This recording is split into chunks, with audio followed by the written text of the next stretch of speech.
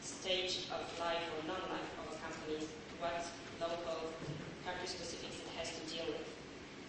The heavy contact with a startup team is again paramount, and here I think I can also cite the example of the historical VC funds in Silicon Valley who do not invest in companies which are outside a distance of 50 kilometers from their office. So that gives us a food for thought about how intense the relationship is and how close they want to have their startups. And last but not least, the direct access to the local clients and the door opening and the hiring and all the other value adds that a VC has to bring you are obviously much more important and much more extensive when this latter one is local. Well, I think I've reached and even crossed the line of time. If you want to know more, I'd be very happy to meet any of you entrepreneurs who want to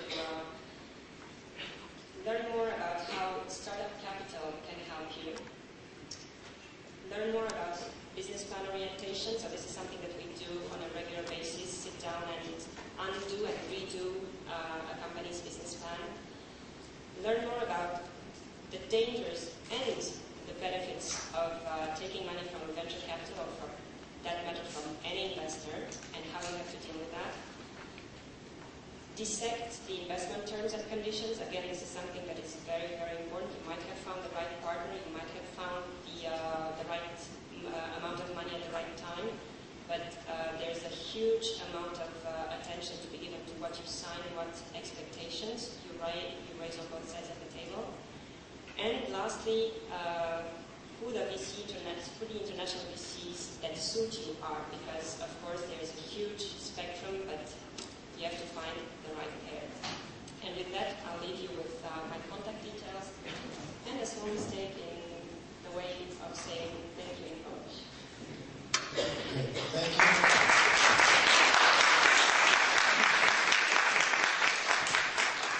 Thank you very much. Actually, Joanna asked me before the presentation, what is the right pronunciation of Polish thank you? I must admit, I don't know. If Tomasz Cienkowicz was in the room, I would never admit it, but I don't know. Okay. Thank you, Joanna. I love speakers who don't take as much time as they're entitled to, and I actually hope that Edward will prepare the second of that, but you don't have to. Our next speaker will talk about closing deals and key factors to close the deals. And it's Mr. Edward McDonald III from CAG. Your floor. Thanks very much. Yes, I'm Edward McDonald. I'm the president of CAG. And I'm especially pleased to be here today because I think that the professionals at CAG share an awful lot in common with the people who are in the audience. First of all, we ourselves were a startup 7 years ago, when the three of us left the Member of Corporate Finance to establish an investment banking partnership that was focused specifically on assisting companies like yours, which are either looking for capital or are looking for a strategic investor. Another similarity I think that we have is if you look at the history of our deals, you can see that a considerable portion of them were either in telecom, in media, or in information technology. They range from companies that were internet startups to outdoor advertising, radio, traditional telecommunications, and indeed, I think we have quite a similarity in that we sat on the board of MCI.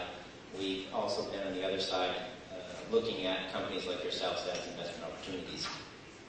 Another similarity we have, though we're based in Poland, is that we've done 3 transactions in Romania.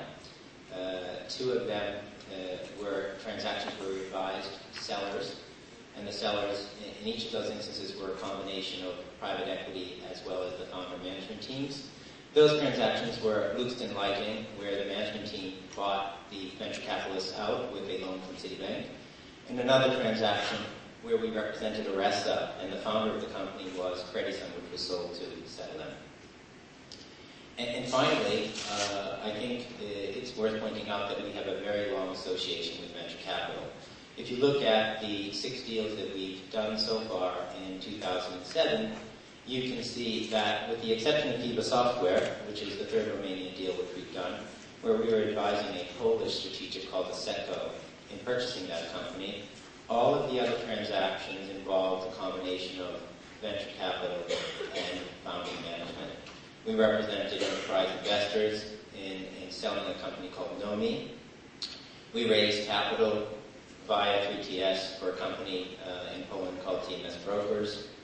We sold a confectionery company that was publicly traded in the Warsaw Stock Exchange to Alta Capital, a Baltic-based venture capital group. We sold a company owned by AIG CET to Penta Investments, which is a Czech-based private equity investor. And most recently, Arresta Ventures, with whom many of you perhaps are familiar. They have a long history of successful operations here in Romania, invested in a company called Trinity, which 6 months ago also opened an office in Romania. Finally, my colleague Kosztowski is going to be opening an office early next year. Here in Romania, we think that this is one of the most dynamic economies that we see in the region, and we're really impressed with the spirit of entrepreneurialism that we see in this country. I've been asked to speak in a practical way about things that are required to get a deal done. Since we've done 30 of them in the last 7 years as CAG, and many, many more prior to that while we were working at other institutions like M2U002343.MPG.flv, I think I can say with some confidence that there are a number of practical aspects about raising venture capital money or selling your company to a strategic investor that are very important to keep in mind. The first thing is that before you even start talking to other people, you have to talk to each other. Almost all of your companies are probably represent at least several shareholders who got together a number of years ago and are now looking to raise capital or perhaps to sell the company.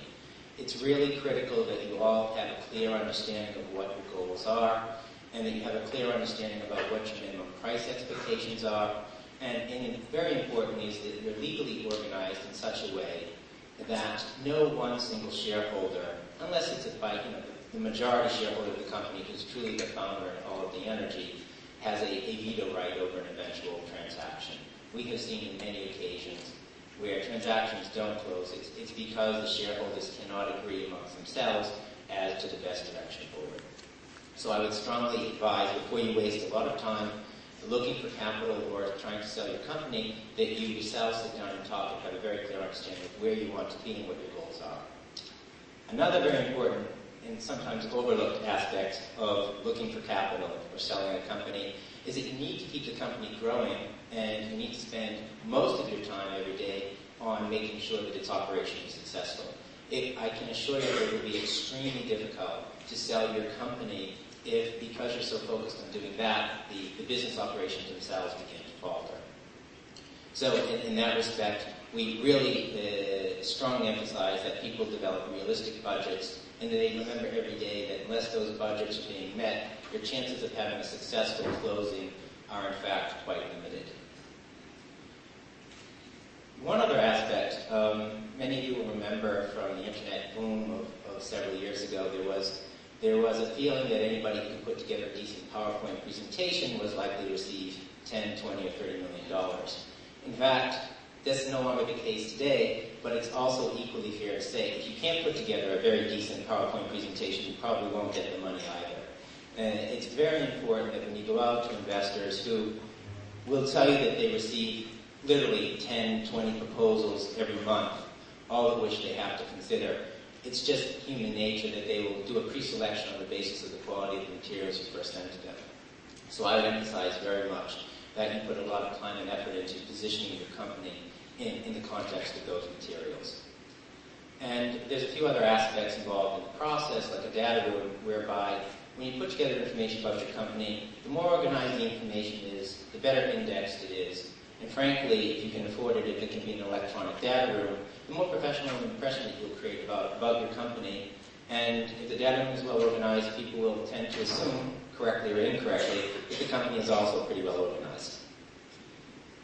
And finally, one thing that we've seen a few people make mistakes in, and I think that the venture capital guys will back me up on this one, is you're not really going to get away with hiding secrets about your company. If there is something that's not particularly attractive, whether it's a legal problem or an intellectual property problem or a financial problem, or the loss of a recent contract that was in fact a major customer of yours.